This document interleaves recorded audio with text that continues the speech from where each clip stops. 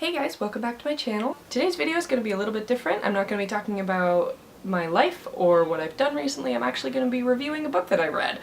So today's review is going to be Coldest Girl in Coldtown by Holly Black. It is a new young adult release. This is an advance copy. I picked it up at Comic-Con and then didn't read it until about 3 days before it was released because I'm really good at the concept of advance copies. So this is a vampire book. If that makes you turn off the video now, so be it, but I would recommend you stick around. I have had a bit of a vampire phase in my life, full disclosure. When I was about 14, I got really obsessed with Anne Rice. It's kind of an embarrassing story. There's a whole section of Anne Rice back there. Well, let's not talk about it.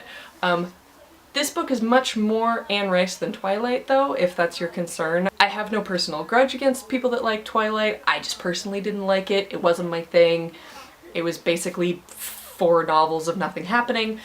But this one is standalone. It's not part of a series. I wish it were part of a series because it's amazing. I haven't actually read a standalone book in a really long time.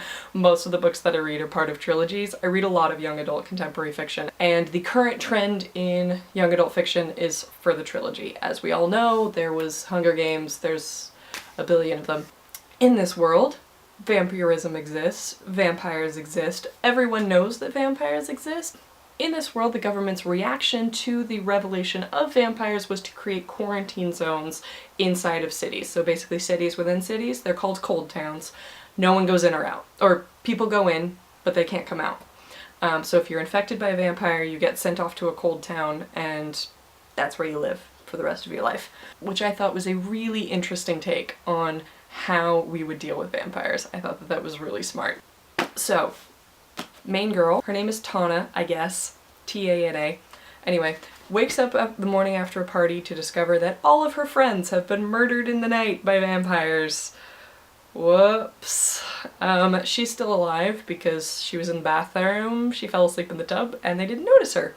So she is going through the house trying to find out if anyone's alive, and she finds her ex-boyfriend infected and a vampire. They're both chained to the bed. It's about as dirty as it sounds. No, I'm kidding. But in this world, also I should mention, if you're bitten by a vampire, you're infected, but you have to drink human blood before you actually become a vampire. So her ex-boyfriend has been infected, and there's also this other vampire that's chained to the bed. There are other vampires in the house that can't reach her yet because it's still daylight out, but she ends up escaping with her ex-boyfriend and this other vampire, who we find his name is Gabriel. This being a Holly Black novel, it's very heavy on the emotional turmoil. We find out things about Tana's life. This isn't really a spoiler, we find this out in the first like 4 or 5 chapters, that her mother actually was infected by a vampire, and her father tried to basically quarantine her until the infection burned out, and then Tana opened the door to the cellar and her mom bit her. And so she has a big scar on her arm that says that, you know, that reminds her all the time that her mom bit her and that she has to live with that. There's a line about how you don't really blame a kid for playing with matches and burning the whole house down, but everyone knows that it was the kid's fault, and that's basically how she feels. That's how she's felt her whole life. My roommate, when she read it, commented about how she really hates the trope of, you know, the dangerous vampire who's dangerous and scary and a killer, except with me he's better. I actually think that this novel avoided that. I thought that instead it was actually more of a, he's dangerous and scary and so am I. Because Tana, it's mentioned several times that she has this just sort of trigger urge, like the urge to step on the gas pedal really, really hard and just go. She has sort of a self-destructive urge. And I thought that that was actually really interesting as a character choice.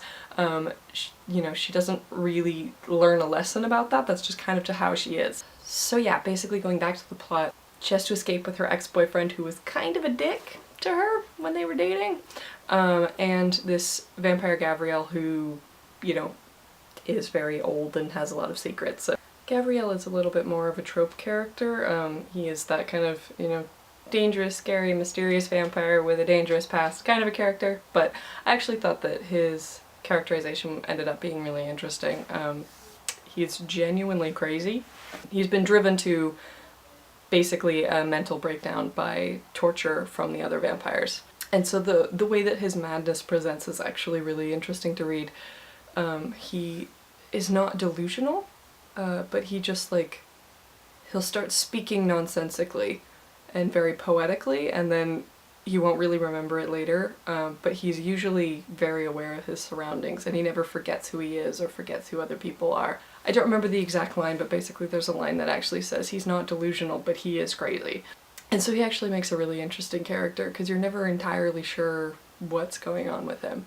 Hilariously, there are also these two bloggers named Midnight and Winter, which I think is hysterical, because there's this whole blog culture where basically there's a constant live feed coming out of the Coldtowns, like basically a live show 24/7. And so there are these bloggers named Winter and Midnight that have decided to go to the Coldtown because they want to become vampires, because of course there are people that want to become vampires. So of course there's all this emotional tension dealing with, you know, the fact that she's with her ex-boyfriend who she doesn't particularly like, the fact that he's infected, the fact that she might be infected, the fact that Gabriel is incredibly dangerous because he is a vampire and he doesn't have the strongest grip on reality, so he's very likely going to bite someone. There's also Winter and Midnight tagging along being extremely obnoxious because they're the kind of delusional people that actually think that vampirism is glamorous. I don't want to spoil too much of the plot, but basically they get to the Coldtown and it is an extremely dangerous place to read about.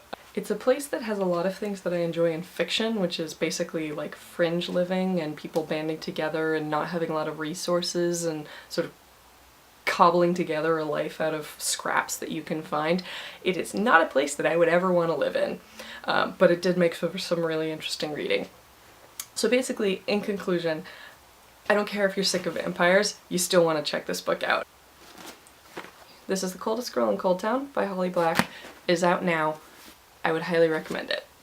So that's it for my review today. I'm probably going to do some more of these, so please like, comment, subscribe if you want to see more of them, and I will see you guys next time.